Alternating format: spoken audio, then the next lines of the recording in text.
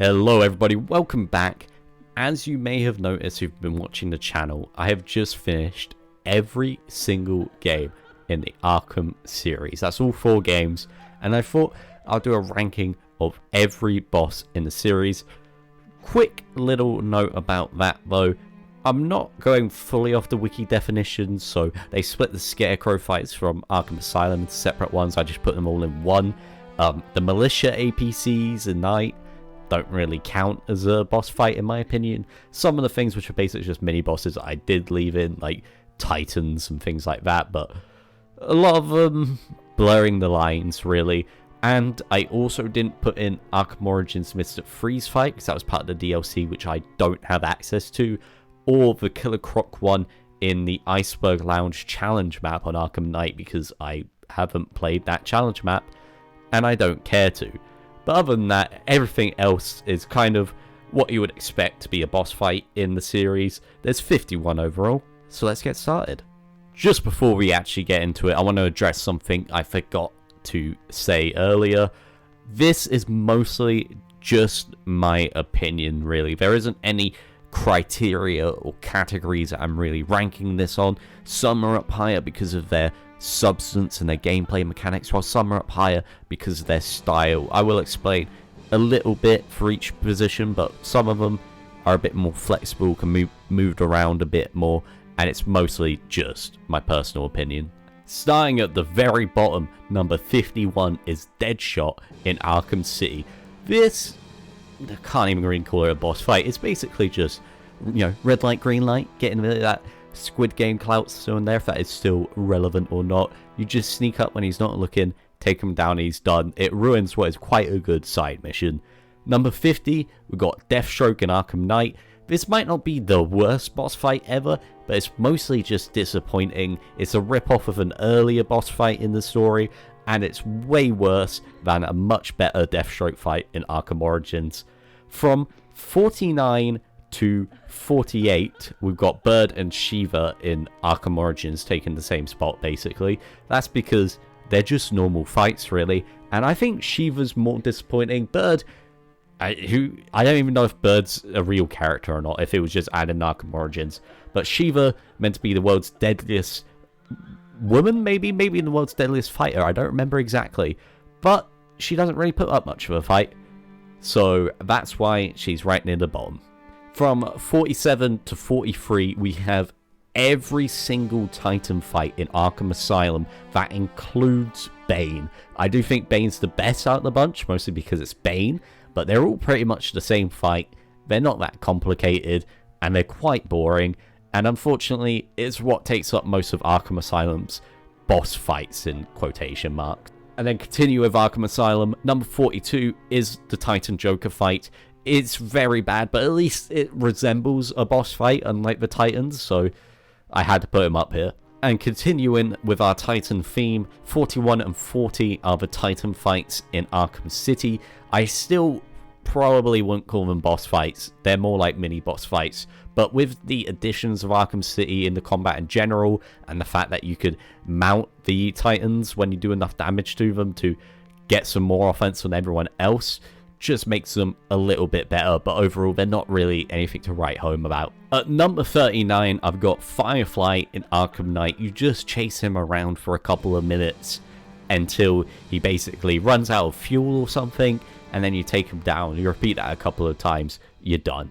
38 and 37 go to Two-Face and Harley in the Arkham City. Harley came from the DLC, obviously, and it's the stealth boss fights.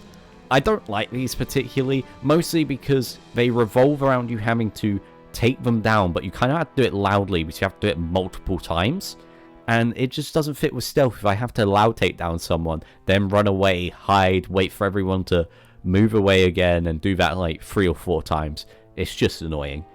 On the other end of the spectrum, at 36, is Two-Face in Arkham Knight. He's basically just a normal thug. You can take him down normally, and Two-Face is mostly saved by a really good side mission in that game. From 35 to 31, we basically have what are the normal guys with other normal guys surrounding them. So that's Anarchy in Arkham Origins, Nightwing in the Arkham Knight Harley Quinn DLC, Black Mask in Arkham Origins and the Arkham Knight Red Hood DLC, and Brandon, the police officer from Arkham Origins. Mostly just a normal fight, nothing to write home about. Don't really call them bosses, in my opinion. And finally, at 30, we cap it off with the Cloudburst fight.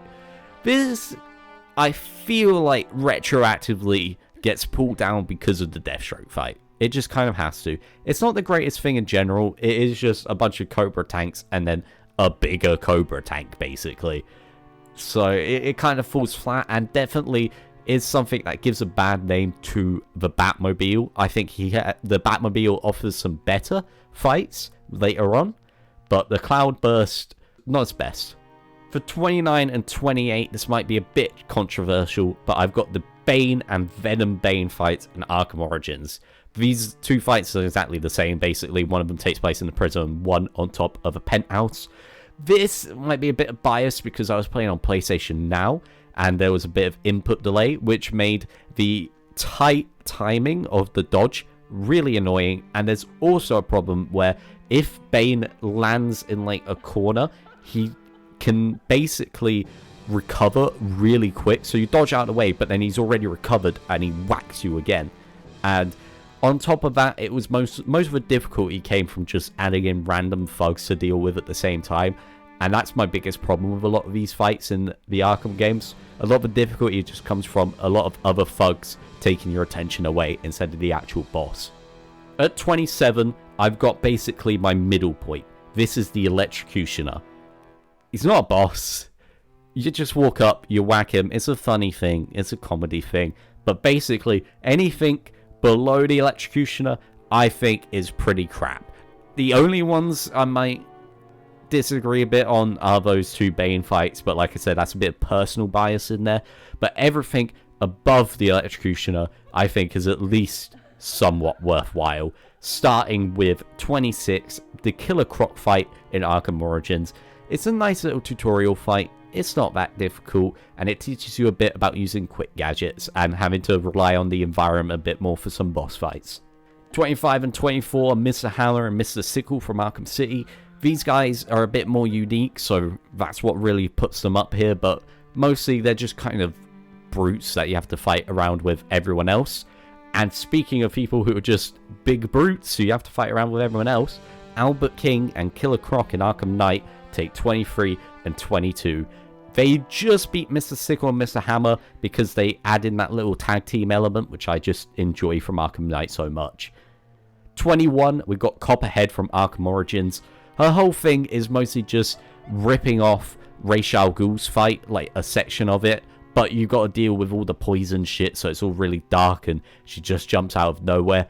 It's more annoying than anything, and Ra's al Ghul's fight is just better because it's got that section and then all the other stuff which makes Ra's fight. Finally, at 20, I put the Riddler fight in Arkham Knight. This is his big mech. I mostly enjoy this just because of all the robots around, and once again it takes advantage of that tag team mechanic and forces you to use it because obviously Batman can only injure some robots while Catwoman has to injure the others. So during editing, I noticed I forgot to mention one boss fight, and that was from Arkham City, which is the Joker, Mr. Hammer, and Titan boss fight, which I would probably put somewhere around here, you know, the 20 to 10 range.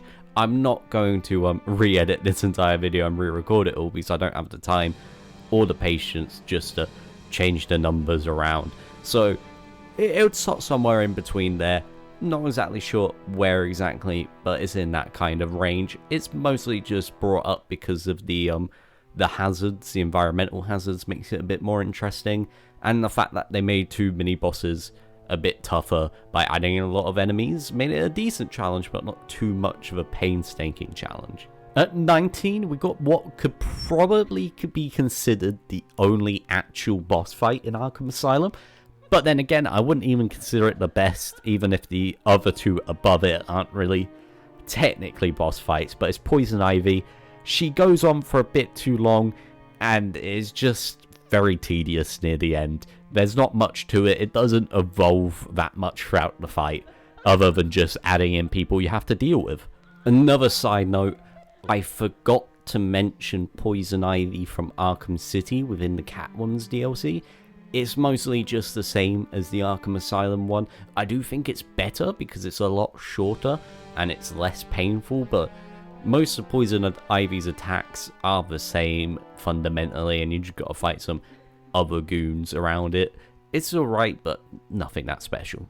18 is Mad Hatter from Arkham City. This is mostly pushed up by its spectacle. The weird clock thing, the rabbit mask and everything. It's everything around it, not really what's happening in it. It's more style over substance. At 17, we've got Harley and the Wonderbots in the Arkham City DLC.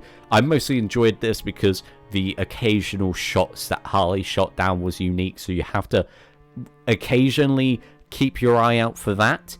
It was more like a normal fight with a boss like sprinkled in every now and again. You know, just another attack to keep an eye out for, but it wasn't overbearing or incredibly annoying. At 16, I've got Firefly from Arkham Origins. I think, once again, this was more of a style over substance fight, because most of it was just take some cover, throw some glue grenades, and then you backclaw him around the entire bridge, which looked sick, but not a lot of substance to it. 15, I've got the Drill from Arkham Knight. This is a very basic fight, and unfortunately, most of it involves waiting around, which is what ruins it for me. But I like the uniqueness of taking the Batmobile and making a boss fight all about the traversal instead of its battle mode. And that's where I really feel like the Drill gets extra points in this category. For 14, I've got Joker and Harley Quinn from the Arkham Knight DLC, A Matter of Family. This is when you fight them with Batgirl and Robin in a little tag team fight. It's mostly brought up above Albert King, Killer Croc, and the Riddler because it's Joker and Harley, and they're in their little, you know, nostalgic kind of outfits, which is nice. Plus, it's just a great DLC. Batgirl, it's great to play as her because obviously you can't play as her in the normal game, and Robin's always fun to play as. 13, we've got the Arkham Knight Chopper fight from the very beginning of Arkham Knight. It is basically just the chopper drones later on in the game, but it's beefier. It's got more unique attacks, and it actually telegraphs these attacks, and that's what I really feel like the Arkham Knight Chopper excels as probably the best Batmobile fight in Arkham Knight.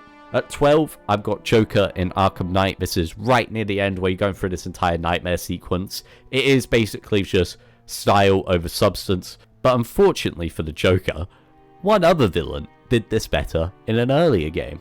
Then at 11, we've got Deadshot from Arkham Origins.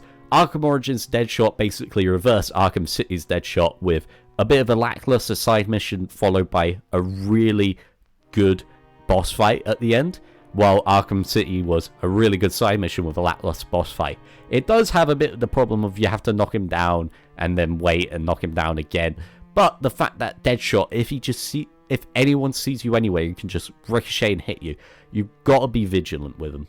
Going into the top 10, we start with Professor Pig. I will admit this is probably quite a bit biased because the side mission is so good, but I also enjoy the uniqueness of the Dollartrons and having to figure that out, while also having to figure out how you get Professor Pig to the point that you can beat him.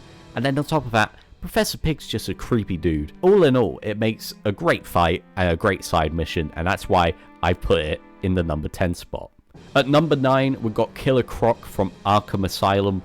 It's not too difficult. Most of it is just making sure you're sneaking around the place, and it's mostly the bit at the end where you're running away from him that really makes this go into the top 10, I think. Number 8, we've got Arkham Knight from Arkham Knight. This is the bit where you find out that the Arkham Knight is Jason Todd, and you have to do a series of Predator encounters. Now, it's not too revolutionary because most of it is just normal Predator encounters, but it gets past the problem that I had with a lot of the other ones where the villain shouldn't be taken down in one shot, but you need to have him get taken down in a couple of stealth encounters. So what Arkham Knight does is you do one encounter, and then when that's done, he flees and goes somewhere else, so then you have to go find him again, instead of you becoming like alerted straight away. You can kind of stay stealthy the whole time, and that's what I really like about this boss fight. At number 7, we've got Solomon Grundy from Arkham City. This is mostly just up here because it's an actual boss fight. It's its uniqueness that gets it. It's not too difficult, and the fact that the way you damage him is just the same way in every phase kind of brings it back a little bit. But it's still fun. It was nice to see Solomon Grundy have a decent showing in the game. At number 6, we've got T1 Bane saving himself from his previous Arkham Origins fights and the Arkham Asylum one as well. And this is a stealth fight because Bane's jacked up on Venom, so you have to use the environment to take him out. It's a much more unique Predator situation, but unfortunately for Bane, it's not the best Predator boss fight. Number 5, we have Clayface's boss fight at the end of Arkham City. Unique attacks and unique ways to deal with them. The second part is a bit lackluster because it's just fight a load of dudes, but it ends off a really good game with a really good ending and an excellent twist, to be honest, revealing that Clayface was portraying Joker for most of the game. At number 4, we've got Scarecrow from Arkham Asylum. Once again, this isn't really a boss or anything, it's mostly its style, but I put it so high just because it's so memorable. Everything you really are, whenever you talk about Arkham Asylum, it's always Scarecrow. It's the thing which is sticking in most people's mind. All 3 of the situations you go into, obviously the point where you go back to the beginning of the game but the roles are reversed and then it gets all glitchy and stuff, it's great, and that's why he's in the top 5. Number 3 and 2 can be kind of interchangeable, but I'm gonna put at number 3 Deathstroke in Arkham Origins. It was nice having someone who's a bit more of a combat match for Batman, you know, someone who got to actually work a bit more. You've got to pay more attention to the counters because you have to counter like twice sometimes, and you have to count, your counter timing had to be much more strict. The only problem I have with Deathstroke though is that if you can figure that out, he kind of just becomes a bit easy. But other than that, you know, it's a great boss fight, and it's a shame that he got treated so poorly in Arkham Knight. At number 2, we've got the Ra's al Ghul fight in Arkham City. This is a grand boss fight. The setting was great, and the fact where you sometimes flash back to seeing Talia in the room as well was also great, and it had several phases. All of the phases, like, they didn't change too much over time, other than the big sand guy had the blade spin around him quicker and he threw out a couple more attacks. Overall, this was probably the most traditional boss fight that the Arkham series had, and it worked wonderfully. But at number 1, we have the most unique fight in the series. It has to be Mr. Freeze. With all of the downfalls that previous Predator boss fights had, Mr. Freeze just goes, nah, screw that, we're going to make you use your entire arsenal, you've got to be thinking on your toes. It's just great. It does get a bit easy when, you know what to do, you know the options you've got available, but that's not that bad of a thing. It doesn't overstay its welcome, and I can't really say anything more than what's been said about Mr. Freeze. He's just great. He's a great character in general, obviously, but this boss fight is just perfect. Well, that's been my rankings. They're not really set in stone, you know, these kind of change from every now and again. In fact, some of the orders might have been changed from my previous review series where I did some boss rankings at the end of that. You know, I might have switched some within their own games around. I don't remember, because sometimes, you know, opinions just change. There are definitely some more in like the middle area which could just get switched around a bunch, but I definitely feel like the top 10 and especially top 5 are fairly solid. Let me know your opinions. Let me know if you think I'm an idiot, I put something way down low that it shouldn't be, or way too higher than it should be. But what this really does show me is that when the Arkham series does boss fights well, it does them really well, and I think that Arkham City honestly has the best boss fights in general, has the most consistent, and it definitely has the most which are at least within the top 10 range. Arkham Origins has some, but when Arkham Origins falters, it falters a lot worse than Arkham City does, apart from Deadshot, obviously. But anyway, that's been that. I've been CompactJack, and I'll see you guys later.